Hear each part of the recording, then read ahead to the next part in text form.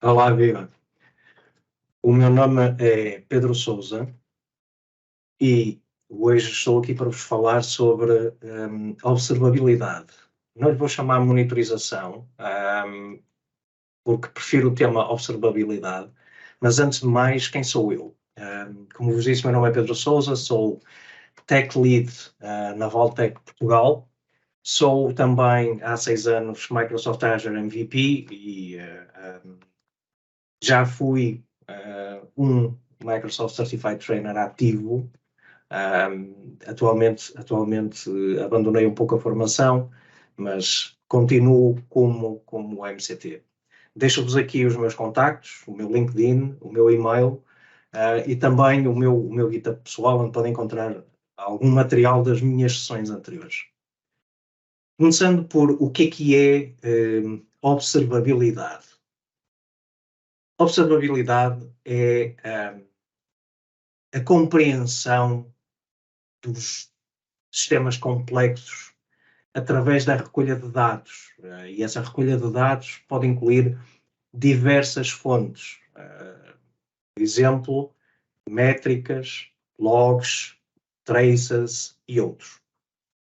Agora, quando nós que somos mais técnicos começamos a preparar a nossa monitorização, a nossa observabilidade, tipicamente nós começamos da infraestrutura para cima. Ou seja, temos uma aproximação bottom-up. O que é que eu quero dizer com isto? Nós olhamos para, por exemplo, no caso de um servidor, para ciclos de CPU, ou percentagem de utilização de CPU, ou para IOPS de disco, bytes escritos, bytes lidos, as queues de um disco. Se olhamos para a parte de networking, bytes recebidos, bytes enviados.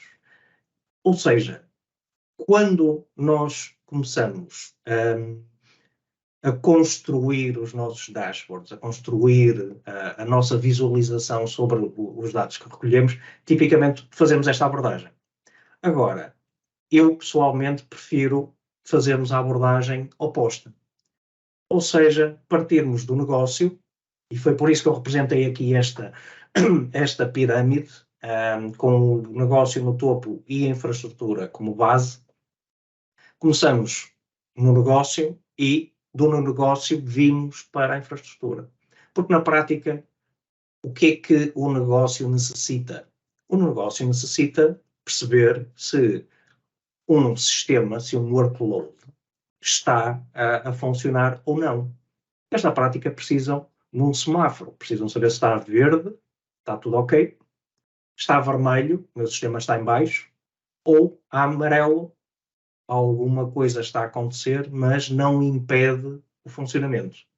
Alguma área que tem algum problema. Okay? E isto é que é o objetivo final, saber se um sistema está a funcionar ou não, se está a gerar dinheiro ou não. E daí, se nós temos um alerta, se nós temos um sistema que está totalmente em baixo, então aí sim começamos de cima para baixo a ver os vários componentes até chegarmos ao componente ou componentes que estão com problemas. Isto baseia-se, ou para atingirmos isto, nós precisamos, em primeiro lugar, de recolher informação. E essa informação vem-nos sobre o formato de logs, sobre o formato de métricas ou traces aplicacionais. Esta informação que nós recolhemos, vamos agregá-la, vamos juntá-la num único local. E esse único local em Azure é um Log Analytics Workspace. A partir daí, nós vamos trabalhar a visualização desses dados. E essa visualização em Azure pode ser feita de múltiplas formas. Podemos estar a falar de Managed Grafana, por exemplo, um serviço que agora é mais recente em Azure. Confesso que gosto bastante de Grafana, gosto bastante da visualização em Grafana. O próprio Azure Monitor, built-in, tem as suas ferramentas para nos mostrar a informação, ou podemos criar os nossos próprios workbooks, também em Azure, que também nos vão permitir ter uma espécie de um report, uma forma mais em formato de relatório, onde vamos ter a informação ou a visualização da informação, ou, por exemplo, e aqui se calhar mais dedicado à área de business, nós vamos ter, por exemplo, também a possibilidade de agregar ou de conectar dashboards Power BI. Muito importante, e é por isso que também nós agregamos esta informação no Log Analytics, é o que é que fazemos com esta informação além da visualização. E aqui entram, por exemplo, os alertas. Um dos grandes problemas de definir alertas passa pelo uso das métricas erradas, ou passa por definirmos valores que thresholds que podem não ser os mais corretos, ou até podem ser situações de pico, mas que só deverão constituir um alerta durante X tempo. Outra coisa que também é importante nestes alertas é que estes alertas normalmente têm um ator, ou seja, eles têm alguém sobre o qual vão atuar. E esse alguém é uma equipa de Incident Response. É alguém que recebe um e-mail, que recebe uma mensagem de Slack, ou no Teams, ou noutra ferramenta qualquer, existem várias, e vai atuar sobre.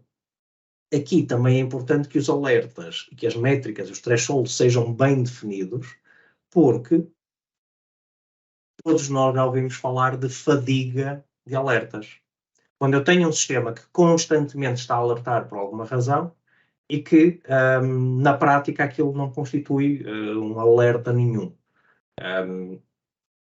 Aqui é importante que, para conseguirmos definir corretamente e de uma forma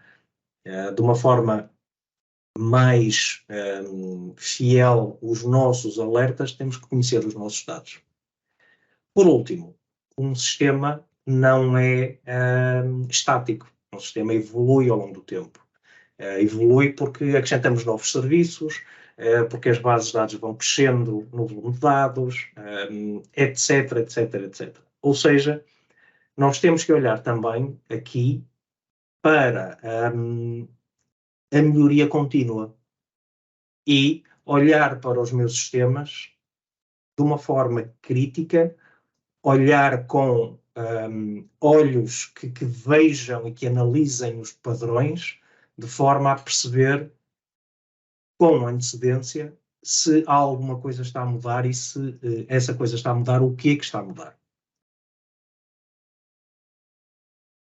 Eu gosto muito desta imagem e vocês podem encontrá-la na documentação da Microsoft, no Microsoft Learn, que explica de uma forma muito sucinta tudo aquilo que estávamos a falar antes. Não só os data sources que são a nossa origem de dados, a nossa fonte de dados. Data sources pode ser aplicacional, pode ser infraestrutura, pode ser a própria plataforma de Azure. Estivemos a falar, por exemplo, de audit logs, fazem parte da plataforma de Azure, ou podem ser fontes de dados custom, ou seja, nós podemos ter os nossos próprios sistemas, inclusive fora da Azure, a enviarem esta informação para a Azure. No meio temos o Log Analytics Workspace, já falamos sobre isso, as métricas. Agora, recentemente, apareceu também a capacidade de guardar a informação em Prometheus, os logs, os traces, os changes. Estamos a falar de alterações a recursos de Azure. Alguns deles já conseguem fazer tracking de change, ou seja, de alterações que vão sendo feitas, e nós conseguimos guardá-las aqui, e podem ser interessantes para percebermos como é que um sistema mudou ou quem é que alterou o quê.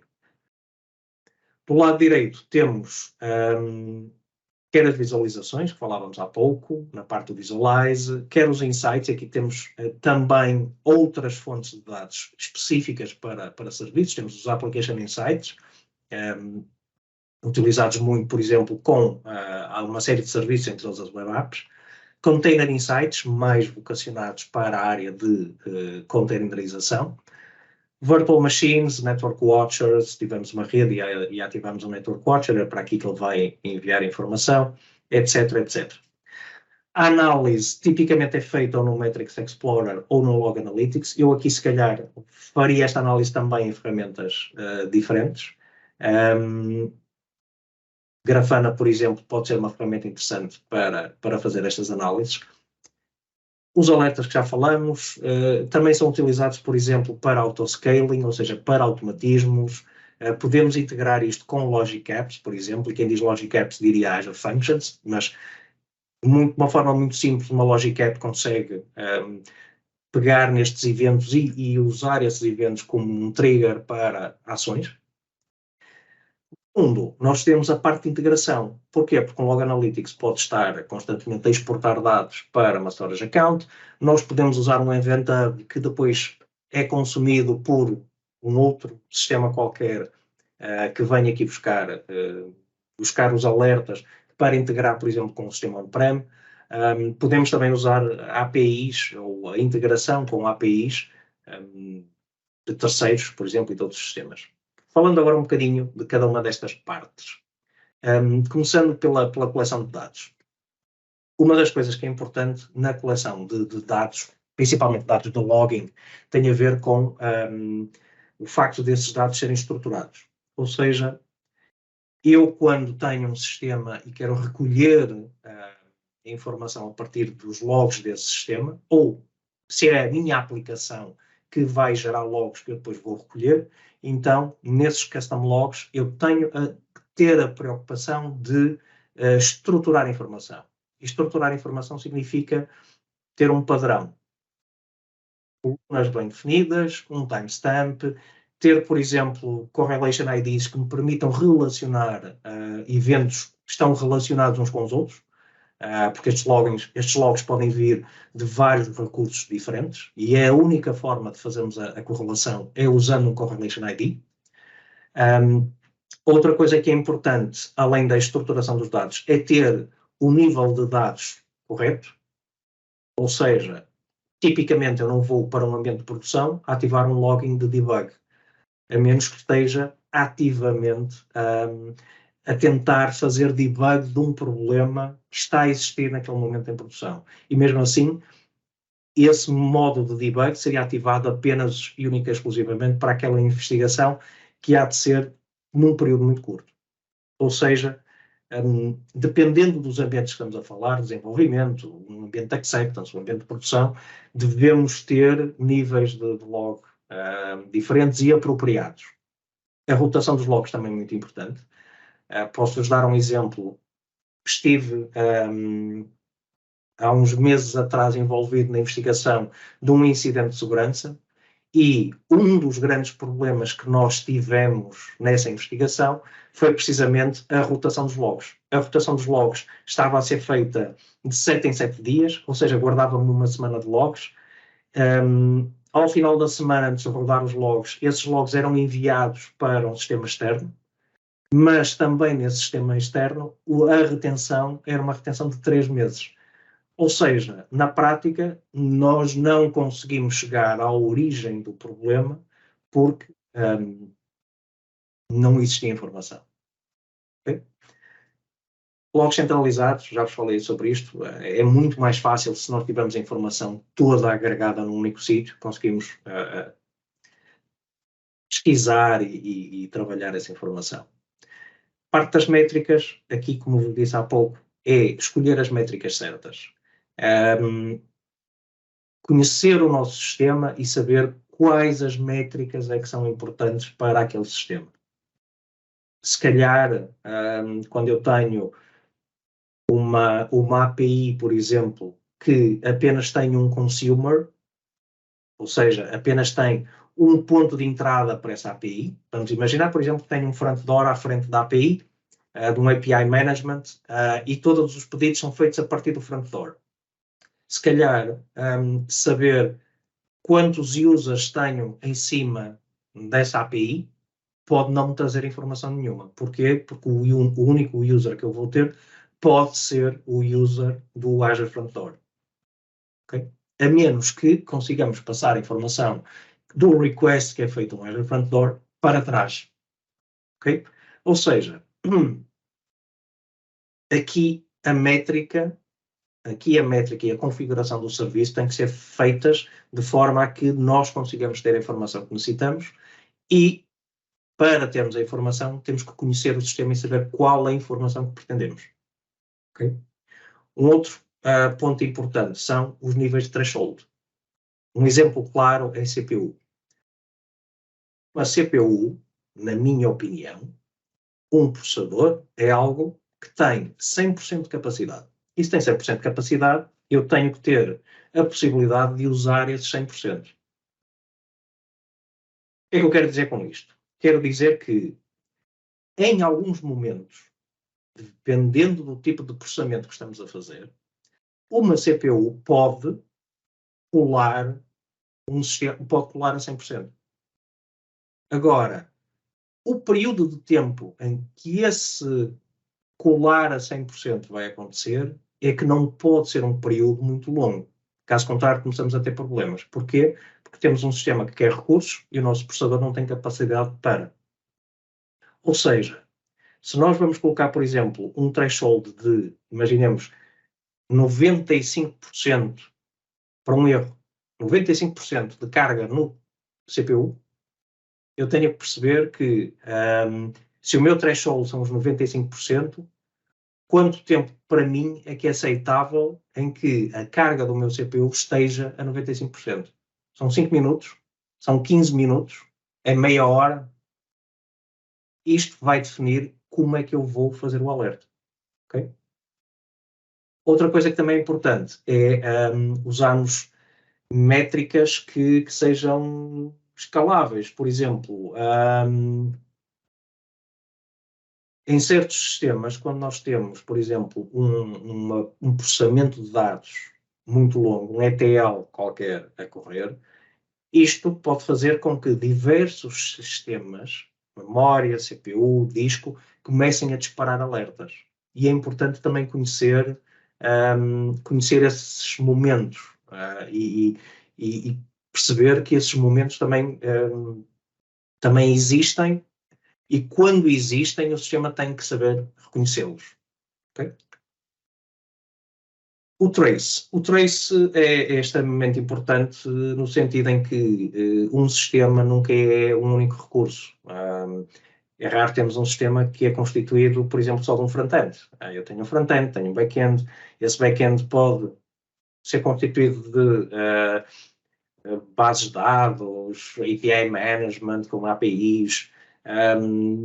Podemos ter uma panóplia de recursos e um pedido do meu cliente, do meu utilizador, vai passar por diversos desses componentes.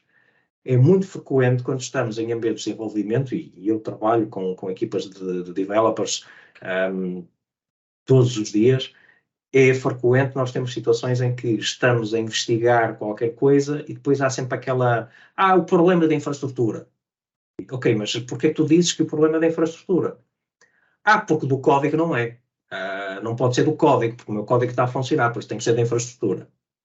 Ok. Então vamos olhar para as métricas, vamos olhar para os logs e vamos tentar perceber. Mas para conseguirmos seguir todo esse fio, nós temos que ter algo que o identifique.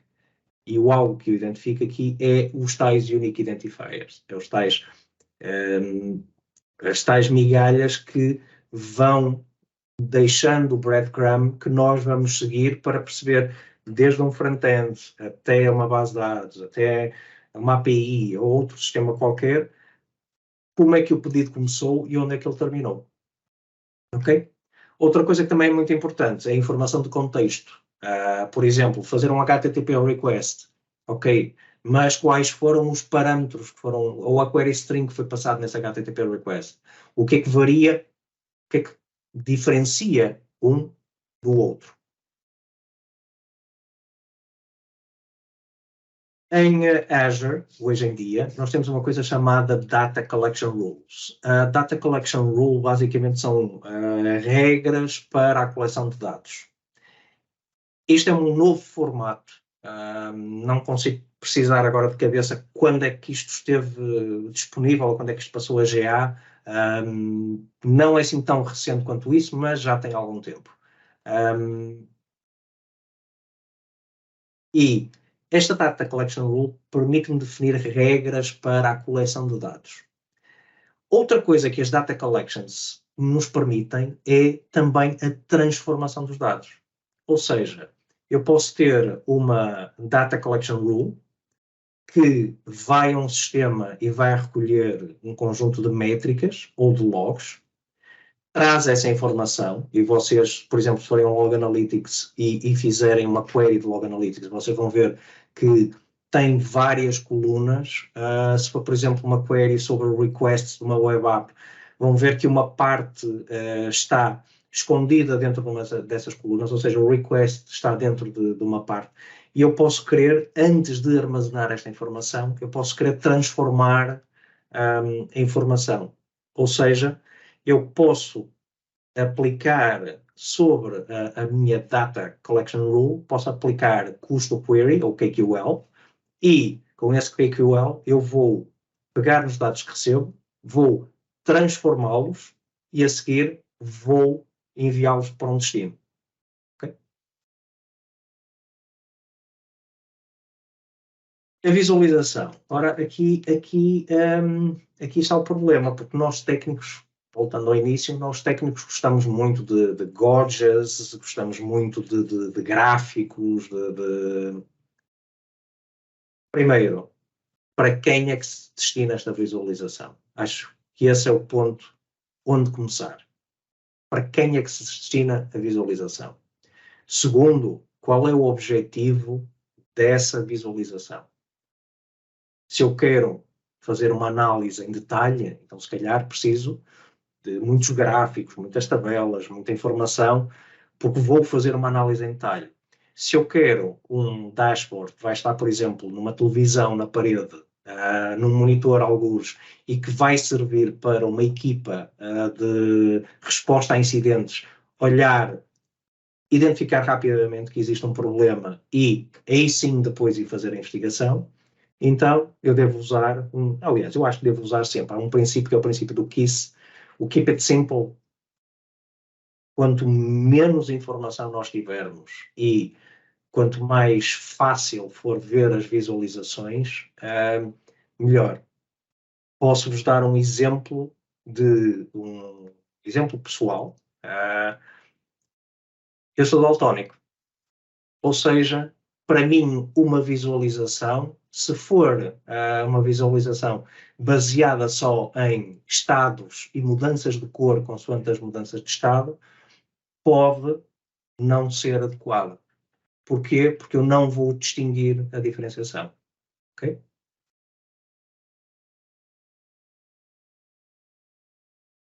Eu sei que estou a saltar um pouco alguns dos tópicos que estão aqui.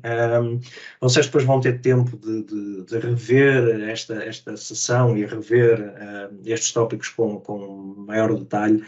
É só mesmo por uma questão também de tempo em relação àquilo que eu gostaria de falar convosco hoje. Em relação ao alerta, eu não sei se vocês alguma vez estiveram em equipas que estejam on-call, ou seja, que estejam a reagir durante a noite ou durante o fim de semana a alertas. Confesso-vos que estive uma vez e disse que nunca mais queria fazer uma coisa desse género. E o porquê de não querer fazer mais uma coisa desse género, precisamente porque um dos grandes problemas que nós tínhamos era alertas era tão grande que era muito difícil distinguir o que é que realmente era um problema do que é que era um warning ou era uma mensagem do sistema e que não deveria constituir sequer um alerta. Esse local, haviam alguns developers que, só para vos dar um exemplo, que achavam que quando a aplicação deles dava um erro, devia fazer um throw de um HTTP 500. Ora, um HTTP 500 é um internal server error. Ou seja, a aplicação tinha um problema. E em vez de tratarmos a exceção e fazermos qualquer coisa com esse erro, não, simplesmente a aplicação devolvia um 500. Ou seja, esse 500 ia, por sua vez, disparar alertas, e esses alertas estavam constantemente a ser ativados, ou seja, não havia aqui supressão de alertas também. Segundo, eram frequentes e eram regulares, e as equipas deixavam de ligar ou de dar prioridade a esses alertas porque achavam, epá, isto é outra vez a aplicação a mandar este HTTP 500, isto não interessa. Em primeiro lugar, se um alerta não interessa, então o alerta deve estar desligado. Não deve estar a disparar um alerta. Se não interessa, então não é um alerta. Ponto. Segundo, os alertas devem ter prioridades. Aquele semáforo que falávamos há pouco do business, vermelho, verde, amarelo. Se está vermelho, está tudo em baixo. Então, se está tudo em baixo, é um P1 ou um P0. Então, vamos tratar do assunto. Se é um amarelo, estamos em warning. Então, se calhar, eu não preciso de um P1. Se calhar, um P2 ou um P3 já são o suficiente. E vão ser tratados de acordo com outras prioridades. Okay? Outra coisa que é importante são os canais de notificação. Como é que eu vou alertar as pessoas? O que é que elas vão receber? Um e-mail?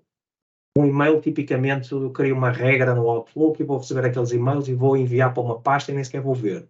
E depois o alerta passa desapercebido.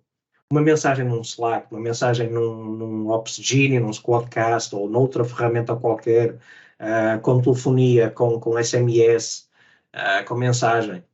Hoje em dia também já vejo gente que utiliza o WhatsApp para receber mensagens. Isto vai depender de equipa para equipa. Okay? O que é importante é definirmos como e que isso fique documentado, porque outra coisa que acontece ao longo do tempo é eu tenho um alerta que está a notificar um determinado canal e ninguém está do lado de lá, porque aquele e-mail pertencia a alguém que já deixou a empresa, que já não trabalha, então os alertas continuam a ir para ali, mas ninguém lê aqueles e-mails. Okay? Por último, é o teste. Eu, quando faço testes de alertas, existem dois tipos de testes. Primeiro, existem os testes que estão programados, em que a equipa sabe que vai receber um alerta em determinado momento, ou num período de um dia, ou de uma semana, ou de umas horas. Atenção que vamos testar alertas. E depois existem os outros testes, que são os alertas quando ninguém sabe. Os alertas que vão ser testados e nós vamos ver se a equipa está a responder e quanto tempo é que a equipa demora a responder. Também é importante fazer estes testes de vez em quando, porque por vezes temos períodos muito longos de silêncio e é preciso que a equipa é preciso que a equipa esteja ativa para quando a situação ocorre. Okay?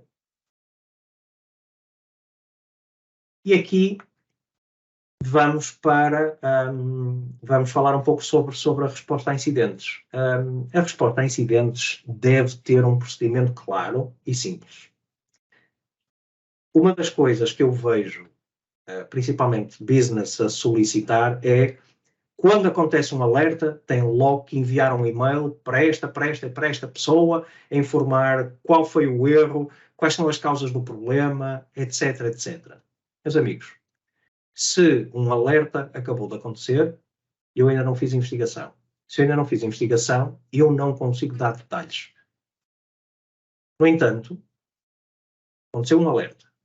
Temos um P1 em mãos. Então, vamos informar. Sim, é importante que as equipas percam aqueles 2, 3 minutos iniciais a olhar para o problema, notificar as pessoas a quem devem notificar. Estamos com um problema, mal tínhamos informação, vamos fazer um follow-up com a informação da investigação inicial. Está feita a notificação. Agora vamos nos concentrar, olhar para o problema, identificar onde é que está o problema e qual ou quais as formas de resolver esse problema. Okay?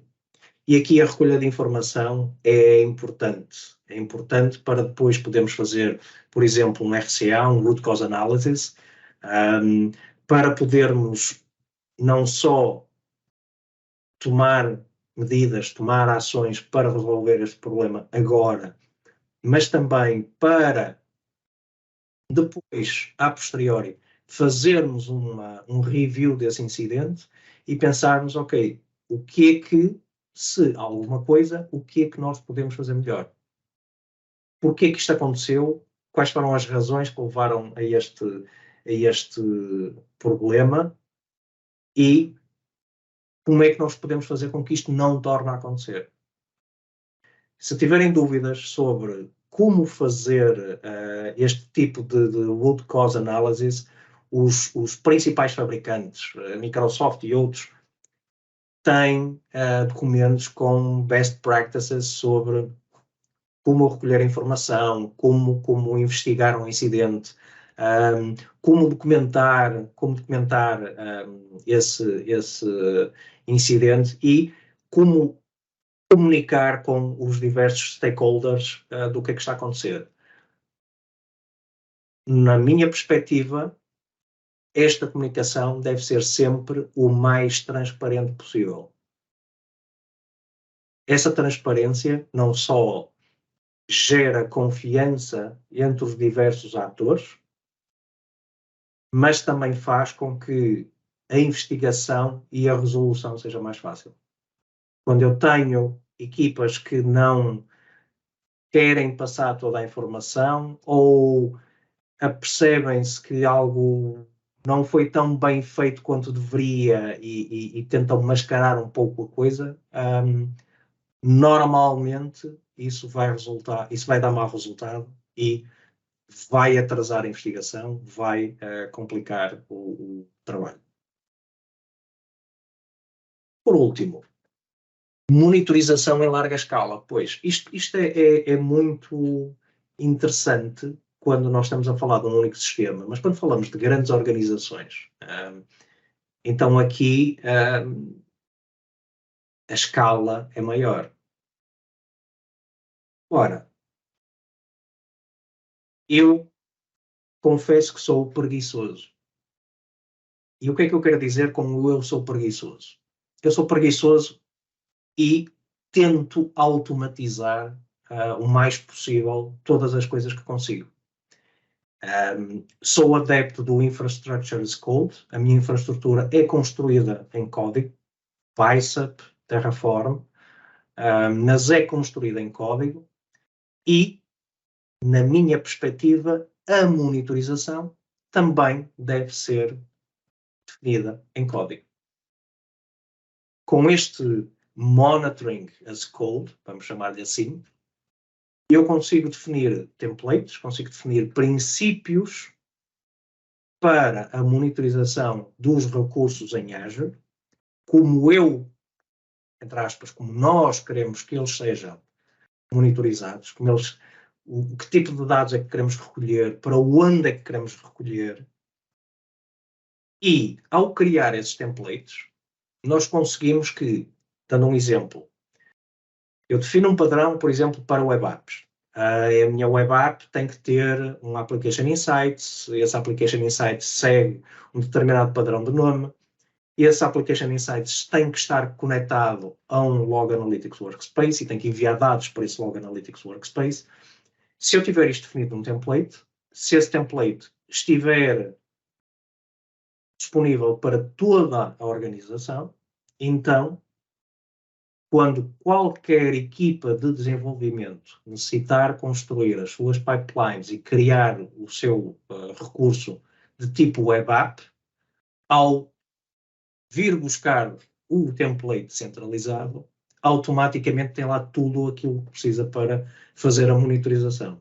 Não significa isto que eles não possam estender esse template, mas pelo menos a base está lá.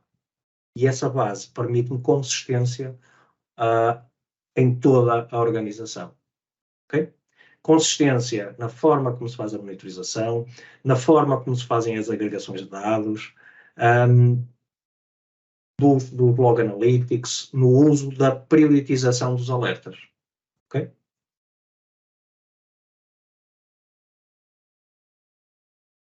Estamos quase a terminar. Como vos disse, isto é um processo, estes sistemas são processos, um sistema é um processo vivo. E esse processo ou esse workload, os workloads vão evoluindo. Vou-vos dar um exemplo. Nós, na empresa onde eu trabalho neste momento, nós tínhamos até há uns tempos um conjunto de workloads que já estavam containerizados e estavam deployed em Azure Service Fabric.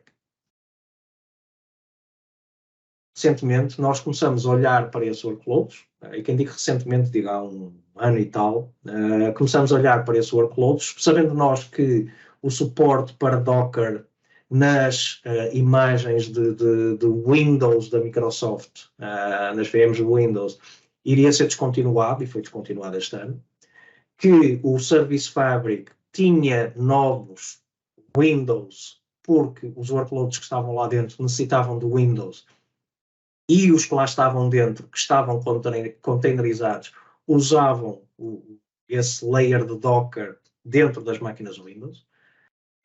E aqui tínhamos várias soluções possíveis, e uma das soluções, ou a solução que adotamos foi, vamos migrar para Azure Container Apps.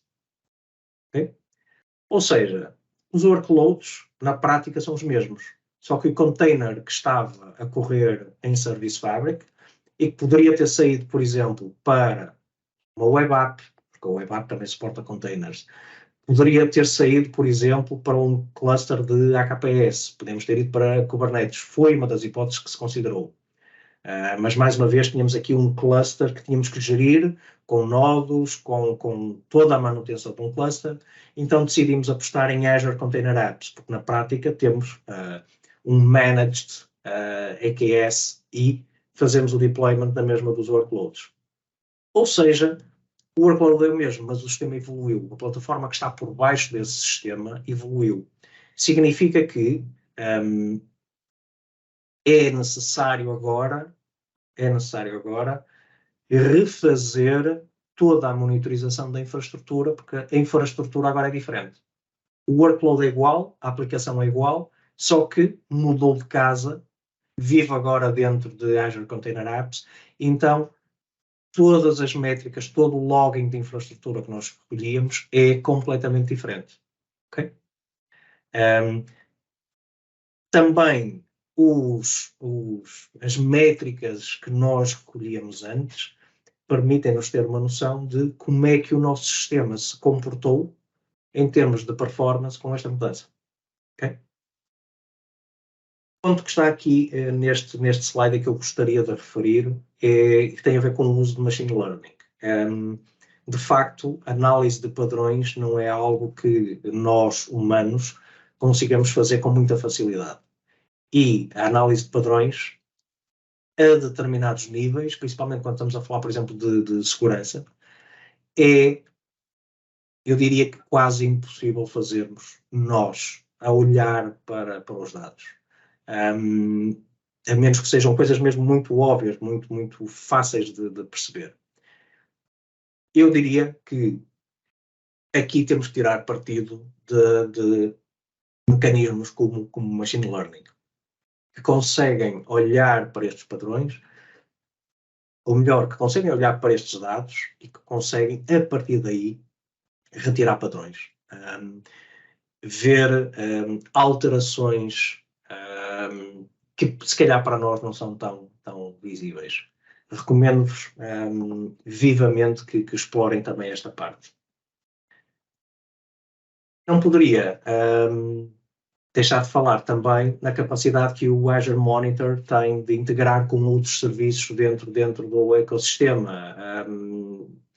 O Azure Monitor pode servir como um hub central e também pode integrar com outros serviços, como por exemplo o Azure DevOps, com o Azure Sentinel e com muitos outros recursos. Com isto, terminamos. Espero que tenham gostado.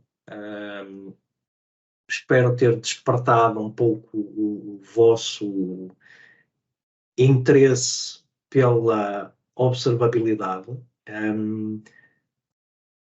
Queria deixar aqui alguns pontos que para mim me parecem importantes, que é conversem com os business analysts, conversem com o negócio, porque eles são os vossos maiores defensores.